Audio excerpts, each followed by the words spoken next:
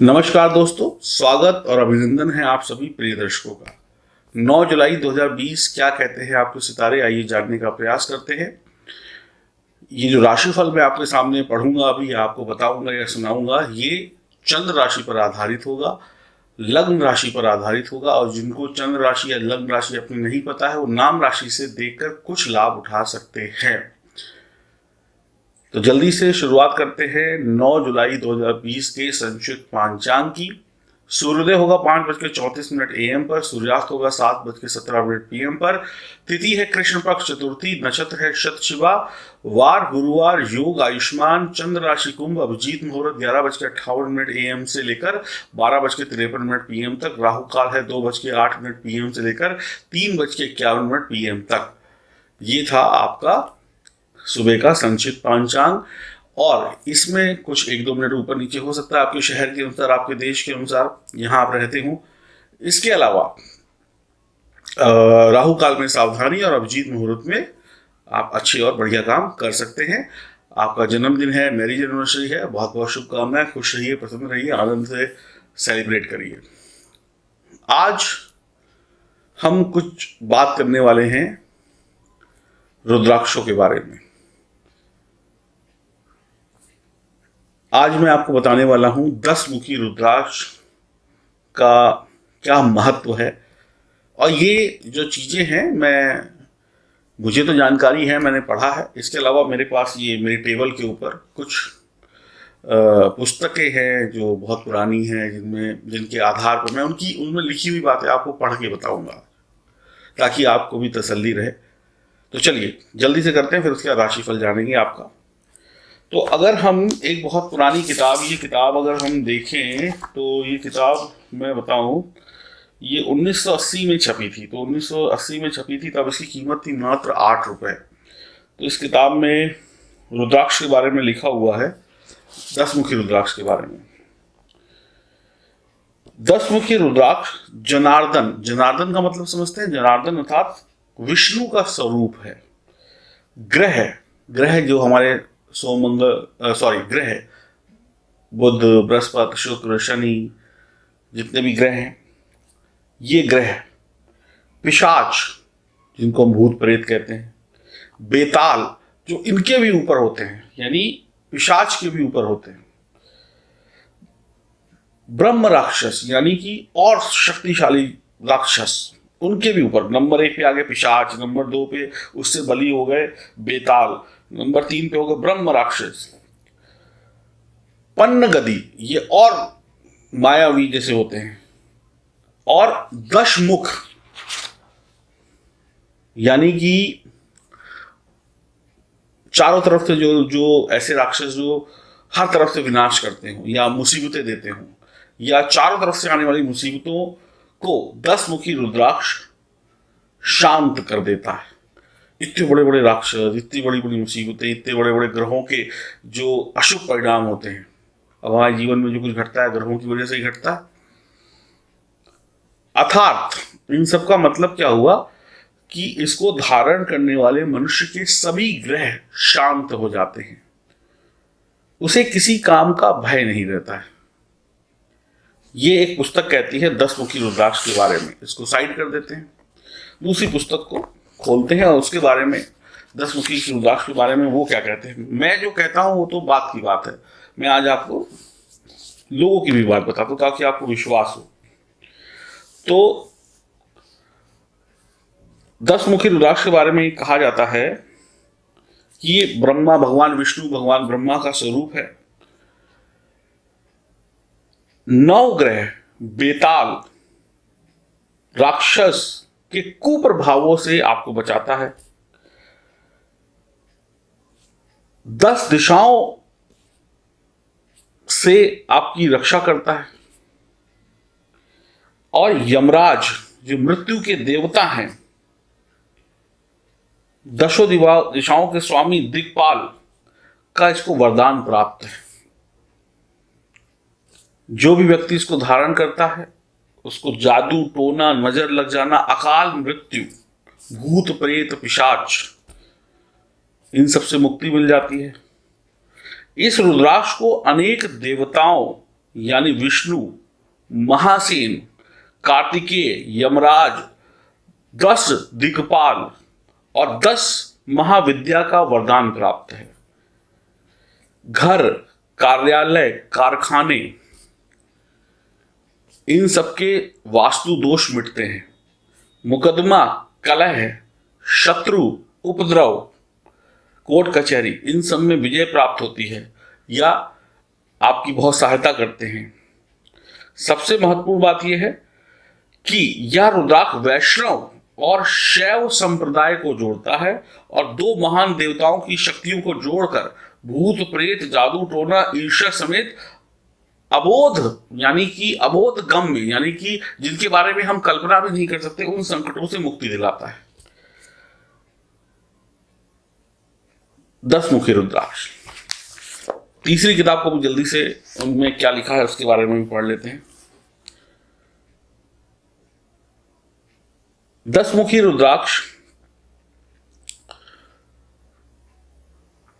समाज में उनको कीर्ति मिलती है जो इसको पहनते हैं। इंद्रियों पे वश होता है, वीरता आती है, आकस्मिक घटनाओं से यानी अचानक से होने वाली मुसीबतों से बचाव होता है, सभी ग्रहों को ये शांत करता है। ग्रह बाधा के कारण यदि भाग्य साथ न दे रहा हो तो इसे आप अवश्य धारण कर सकते हैं और ये दुखों का नाश करके सुख और शांति और समृद्धि प्रदान करता है। यह धारक को इस किताब में भी वही लिखा है कि भूत, प्रेत, पिशाच, राक्षस, इन सब के भय या इन सब बुरी चीजों से मुक्ति दिलाता है। तो 10 मुखी रुद्राक्ष के अंदर ये ताकत होती है। ओरिजिनल हो, नेपाल का हो, प्राण प्रतिष्ठित हो और उसको आप नियम पूर्वक पहने तो। इसको अलग अलग रुद्राक्षों के साथ भी धारण किया जाता है, 7 मुखी के साथ, 10 मुखी, 8 मुखी, इस तरीके से भी कवच बनाया जाता है। अब ये मत सोचिएगा कि जिसने 7 मुखी पहना है तो वो कहेगा कि साहब मुझे तो 10 मुखी पहनना है। 7 मुखी का अपना काम है, धीरे धीरे एक एक सीढ़ी चढ़ते जाइए। ऐसे तो 21 मुखी तक रुद्राक्ष आते हैं, 22 मुखी तक आते हैं, उनकी कीमत भी बहुत ज्यादा है। तो जो जो पहन रहा है उसको पहने और उसका लाभ ले। और ये जीवन यहीं पे समाप्त नहीं हो रहा है, आगे बढ़ते जाइए, अपने गले में एक एक रुद्राक्ष जोड़ते जाइए, भगवान शिव के प्रिय बनते चले जाइए।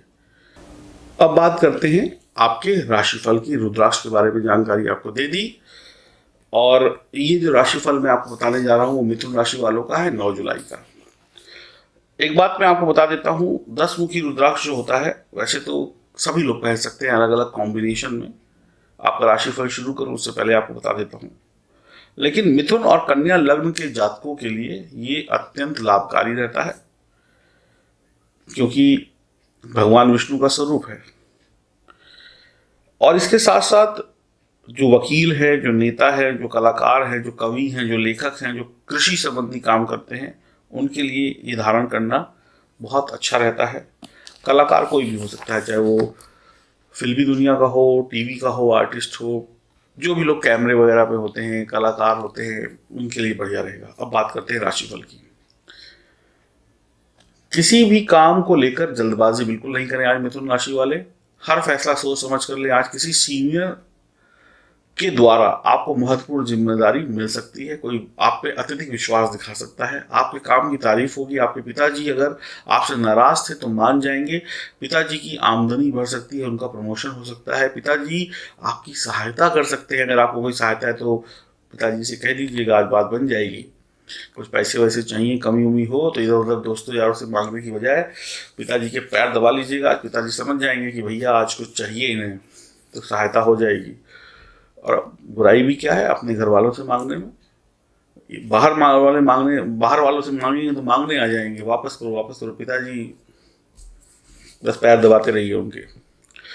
पिताजी आपकी सहायता करेंगे। राजनीतिक विषयों से जुड़े हुए लोग, जो भी राजनीति से जुड़े हुए हैं, उनको आज काफ़ी काम होगा, भाग दौड़ होगी, इधर जाना उधर जाना, काफ़ी व्यस्त रहेंगे। आज आपका रूठा हुआ कोई दोस्त यार या जिससे आप प्यार करते हो, या फिर कोई दोस्त हो, या कोई अपने ऑफिस में साथ में कोई काम ही क्यों ना करता हो या करती हो, वो मांग सकता है। कोई खोई हुई चीज बड़े दिनों से मिल नहीं रही थी, पता नहीं कहाँ रख दी, अचानक से सामने आ सकती, मिल जाएगी।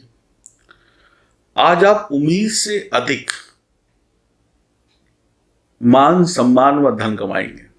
उम्मीद से अधिक, कहते हैं ना, कभी कभी इतना ज्यादा मिल जाता है कि हजम नहीं होता है। तो आज कुछ जो आपको मान सम्मान मिलेगा ना, कुछ इतना मिलेगा कि हजम नहीं होगा, और हजम ना होने की वजह से कहीं आप ओवर रिएक्ट ना कर बैठे। तो आप ध्यान रखिएगा। पैसा भी ठीक ठाक मिलेगा, भाग्य का साथ भी मिलेगा, जीवन साथी के साथ रोमांटिक पल भी मिलेंगे, बढ़िया बातें होंगी, प्यार इश्क मोहब्बत की। संतान की तरफ से भी आज आपको शुभ परिणाम मिल रहे हैं। संतान भी आज आपको निराश नहीं करेगी। आपकी सेहत भी बहुत बढ़िया रहेगी। कुल मिलाकर दिन बढ़िया है। सावन का महीना चल रहा है, भगवान शंकर की कृपा है आपके ऊपर। मौसम भी सुहाना है और आज का दिन भी सुहाना है।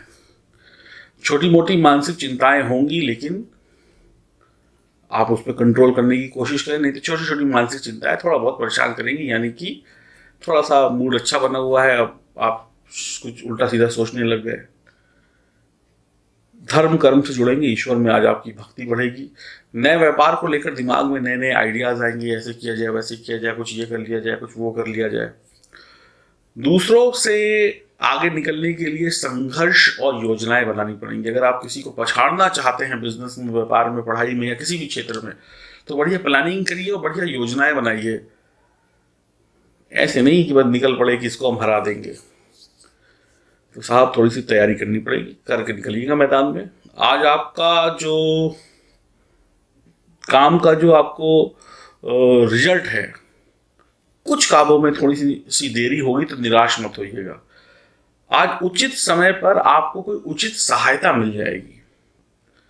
आप सोच रहे होंगे यार फंस गए, अब कौन मेरी सहायता करेगा, तो पता नहीं कौन आएगा, कैसे आएगा, या दिमाग में कोई आइडिया आ जाएगा, या कोई राह चलता इंसान भी आपकी सहायता कर देगा या कर देगी।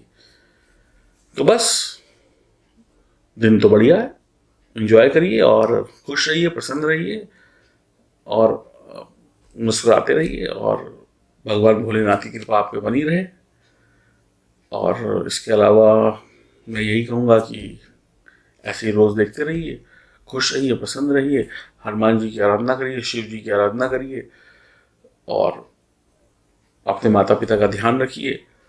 इसके साथ साथ माँ लक्ष्मी और माँ सरस्वती का ध्यान करिए। माँ सरस्वती का ध्यान करने के लिए इसलिए कहता हूँ कि ताकि बुद्धि निर्मल बनी रहे, जुबान मीठी रहे, और भगवान विष्णु के नामों का स्मरण करेंगे तो जिसके साथ नारायण है उसको फिर डर काहे का। एक वो है ना कि एक जब हम बहुत बड़ी पावर को साथ में रख लेते हैं, नारायण को साथ में रख लिया, फिर छोटी मोटी चीजों से डरना क्या। तो बस यही होता है भगवान की भक्ति करने का फल। जब भगवान को अपने साथ रख लिया फिर डरना क्या। बाकी जिन लोगों ने 7 मुखी रुद्राक्ष या अन्य रुद्राक्षों के ऑर्डर दिए हैं, वो ये ना सोचे कि आज 10 मुखी की बात कर रहे हैं, कल मैं 11 मुखी की भी बात करूंगा। वो उनके उस पर्पस के, सबका पर्पस अलग अलग होता है। इस दुनिया में किसी भी चीजों का कोई अंत नहीं है। आपके हिस्से जो आया वो आपके लिए बहुत बेहतर था, उसको पहनकर उसके लाभ लेकर 2 सीढ़ी आगे बढ़ जाइए। फिर 7 के बाद 8 आएगा, 8 के बाद 9 आएगा, 9 के बाद 10 भी आएगा। तो एक एक स्टेप बढ़ते जाइए, हबड़ा तबड़ी जल्दबाजी मत करिएगा। और मेरे साथ रहेंगे तो मैं धीरे धीरे धीरे धीरे आपको उस सफलता की सीढ़ी पे लेके जाऊंगा जहां पे आप जाने की इच्छुक है और जो आपके लिए बनी हुई है। आराम से, जल्दबाजी में कुछ नहीं मिलता है। जल्दबाजी में भागेंगे भागेंगे, सांस फूल जाएगी, और जो धीरे धीरे भाग रहा हो वो आगे निकल जाएगा। तो बस खुद पे विश्वास रखिए, ईश्वर पे विश्वास रखिए, और सबसे आखिर में मुझ पे विश्वास रखिए कि मैं आपको गलत सलाह नहीं दूंगा। खुश रहिए, प्रसन्न रहिए, आनंद में रहिए, मुस्कुराते रहिए। देश में हो चाहे विदेश में हो, आप सबका बहुत बहुत धन्यवाद। हरि ओम।